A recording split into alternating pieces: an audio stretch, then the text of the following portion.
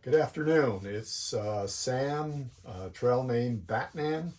It is Tuesday, January 9th. I have 61 days before I fly out to Atlanta and 62 days before I step off from Big Stamp Gap, hike south to Springer, and then start my hike north on the Appalachian Trail.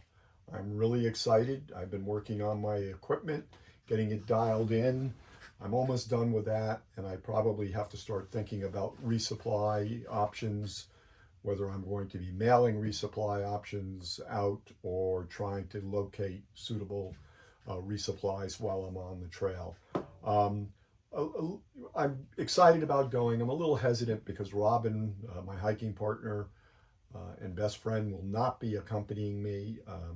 She recently had a knee replacement, and hopefully she's going to be able to join me on the trail sometime early to midsummer. I really enjoyed hiking the trail with her in 22. She's been my hiking partner now for about 5 years. Um, what I wanted to do today was talk about the source of information for those people who are interested in the trail.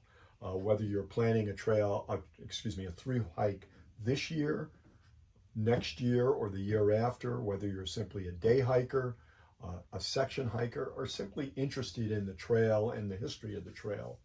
Um, Most people turn to YouTube, Instagram, Facebook. I know I do a lot of YouTubing, looking at other people's videos and picking up information and tips, and it's really helped me a lot.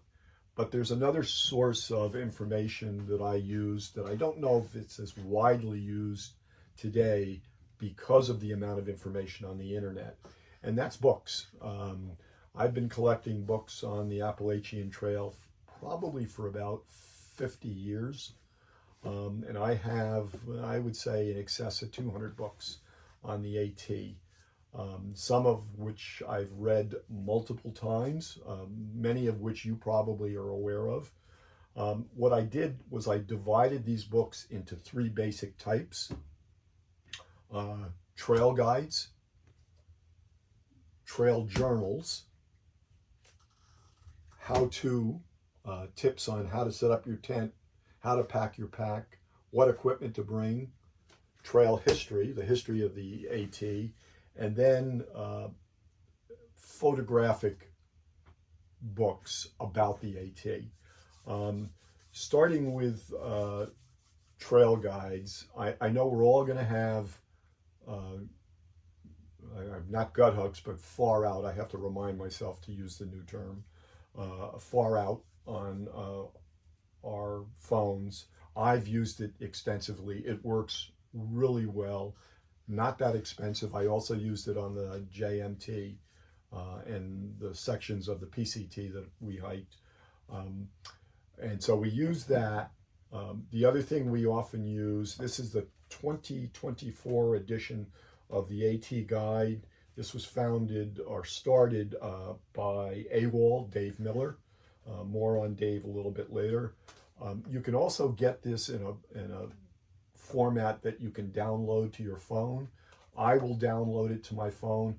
I also ordered, and this is the bound copy, I also ordered the loose leaf copy, and I will actually bring the pages with me and mark them up as my hike progresses with information like, interesting views, people I met, the dates that I arrived at certain mileage, shelters and campsites that I stayed at.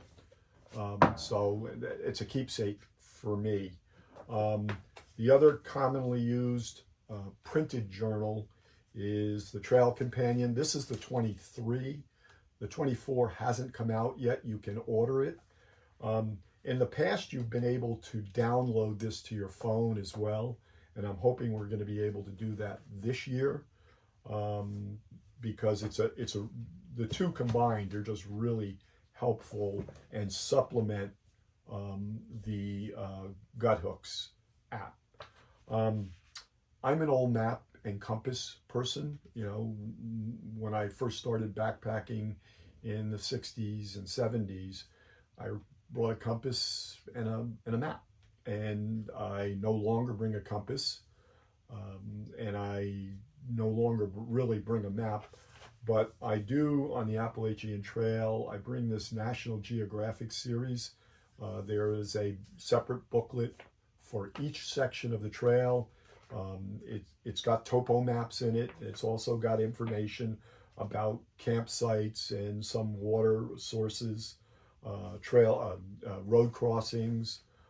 Found it very helpful. It's light. It doesn't take up a lot of room. And I will also mark this up as sort of a log of my travels. Back in the day, before the internet, before AWOL, before the companion, the ATC put out a series of books, and they still do. You can still buy them. That divided the trail up into sections, and there was a book for each section. I think it's Georgia, North Carolina, Tennessee, North Carolina, Virginia has its own. Then I think there's maybe the central Atlantic states, and then you're up into New England. I know that New Hampshire and Maine, I think, are one book, and probably Connecticut, Massachusetts, and Vermont are another one. They're fairly good. They're straightforward guides. They don't have a lot of additional information like water crossings, shuttle drivers, hostels. They don't duplicate what's in either the AT guide or the companion. They're not really practical for the trail. I will usually peruse them before I go out on a section hike. They're heavy. To the best of my knowledge, they can't be broken down, and I don't think they're available online. The maps are great maps at home, but they're so large that they're not really practical when you're in the backcountry. It's a great thing probably to put on your bookshelf, but they've been around probably more than 50 years, and they're still printed and sold by the TMC, the ATC. The next category is what I characterize as trail journals. These are books by specific thru hikers about their journey. The original one, the granddaddy, is Walking with Spring. This edition that I have is from, I think, 1983. For those of you who don't remember, Schaefer's hike was actually in 1948. I don't know whether this actually came out until 1983. It's a good book. You can't use it as a guide because the trail that he hiked is completely different than the trail that we hike today. There was a lot of road walking. There's been a lot of relocation of the trail. The other thing that Schaefer faced was he hiked the trail a couple of years after World War II. The trail had been pretty much neglected since the beginning of the war in the late 30s. So after World War II, and at the time that Schaefer hiked it, the trail was, frankly, in a mess. Blazes had been obliterated by logging and natural disasters. There was like I said, an awful lot of road walking. So it's interesting when he talks about how much route finding he had to do. It wasn't as simple as following the blazes. The trail began at a separate point. It didn't begin at Springer, it began at Oglethorpe. When you get to the top of the stairs at Amicalola, if you look across the valley, you can see Oglethorpe. It's the one with the radio towers on it. And it ended at Katahdin, but at that point Katahdin was called Baxter. And there were a lot of differences between Oglethorpe and Katahdin between then and what the trail is now. One thing is, though, a lot of the shelters were the same. I got a kick when I read this out of seeing the same shelters in 1948 that we stayed in 2022, and I've used over the last 50 years. The other thing is he will describe certain sections of the trail that remain the same today. The wind cutting through Bly Gap just after you cross from Georgia into North Carolina, the climb up Standing Indian Mountain. Those are all things that you're going to face when you do the trail, or have faced if you've done the trail in the past. I distinctly remember the wind in Bly Gap and the climb up Standing Indian. They were not easy climbs. The other thing about Earl Schaefer's thing is that the equipment he had was 180 degrees from where we are today. He had no sleeping bag, no sleeping pad. He didn't have a tent. He had a poncho, didn't carry a stove, wore, I think, army boots, and didn't have a lot of the lightweight equipment. His pack was actually a rucksack, an army rucksack.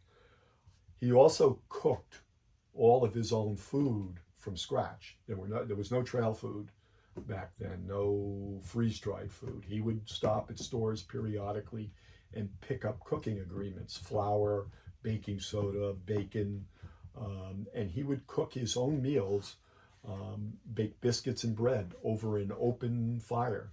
So a completely different experience in many respects, but in some respects, the trail was the same, or at least a number of sections. But a great book. If you get a chance, I would read it, just to get an idea of what the trail was like almost 80 years ago. The next book I really enjoy is Bill Bryson. He did not complete the trail, but reading this account, this turned a lot of people onto the trail. And reading this account, it's hilarious. Much better than the movie. If you've seen the movie and haven't read the book is better than the movie. I strongly advise reading it. The next one I have is AWOL on the Trail. Dave Miller, the person responsible for the AT Guide. He hiked the trail in 2003. Equipment has changed dramatically since 2003, but the trail remains pretty much the same with some reroutes. This is a good book. I read this every couple of years, and I will continue to read it. He's a good writer, and he tells you a lot about what it takes to make it through the 21 odd 100 miles. There's a gentleman named Ed Garvey. He just passed away since he wrote this book. He hiked the trail in 1970, and then again, I think he sectioned hike in the late 70s, and then again did sections in the early 90s or late 80s. And his first book was called The Appalachian Trail. This last edition was called The New Appalachian Trail. He was probably in his 70s when he hiked the trail, maybe a little bit older. They have named he was very instrumental in promoting the trail and maintaining the trail. They've actually named a shelter after him in Maryland. I think it's the first shelter in Maryland. Very nice shelter. But again, it's his journal of his new experience on the trail. And when he hiked the trail in the early 70s, late 60s, very few people started the trail. Even fewer people finished it. As we got into the 80s and 90s, the trail became increasingly popular, even though the numbers didn't really escalate until the mid-2000s. You can tell that this is a pre-2000 because all the backpackers have external frame packs, which were heavy, but you could carry a lot of equipment, perhaps too much equipment. But another book I highly recommend. Uh, I don't know whether you're going to be able to find this one. These two books, it's a 2-volume set that was put out by Backpacker Magazine in the mid-70s. It's called Hiking the Appalachian Trail, and what it is it's a series of essays by 46 men and women who hike the Appalachian Trail. You have Earl Schaefer, obviously. You've got Gene Espy, who was the second person to through hike the trail. You've got Dorothy Laker, who hiked the trail 3 times in the 50s and 60s. You have Grandma Gatewood, who hiked the trail 3 times. You have a number of other people, but it's really interesting. There are some great photos. If you want to know what hiking the trail was like between 1948 and 1976, these are the books to go to. They're hard to find, but they're worth it if you can dig them up. Excuse me. The next series of books are the how-to books, the equipment books, how to pitch your tent, where to pitch your tent, how to pack your pack, how to use your stove, an equipment list. These books they're my favorites, but they are relatively dated. The first one is Through Hiking the Appalachian Trail by Chica and Sunsets. They hiked the trail, I think, in 2017, maybe a little bit earlier. This book is probably about 5 or 6 years old. It's got some really good tips in it. Again, equipment has made amazing strides in the last 5 or 6 years. So not all the equipment information is current, but you can still pick up some helpful tips. Next is the Appalachian Trail Step by Step, how to prepare for a through or long distance section hike by Free Range Bailey. This book was published in 2012. Again, very similar to Chica and Sunset's book. Very helpful. You have to sort of take all the equipment recommendations with a grain of salt and do all your own research, because equipment has changed in the last 10 years. Then the final one, how-to book I have is How to Hike the AT by Michelle Ray. This is from 2009. Again, more important than the specific recommendations on gear is the concept of what are the items you need, what are the items you don't need, how to pack your pack, how to set up how to choose an area to set up your tent. Rather than in the specifics about equipment, you look at it for the general principles in backpacking, long distance backpacking, particularly if you haven't done a lot of it. And there are probably 100 other books similar to this, but these are my 3 favorites. The next category is the trail history one. Appalachian Trail, my son gave me this. This is a biography of the Appalachian Trail from its inception in an article in, I think it's Architectural Digest by Benton MacKaye to the last 5 or 10 years. Really interesting if you like the history. The next book I have is called Blazing Ahead. It's the story of the relationship between Benton MacKaye, the person who came up with the idea of the Appalachian Trail, and Myron Avery, who was the gentleman who actually is responsible for blazing the trail. They had been friends for years, but then had a falling out over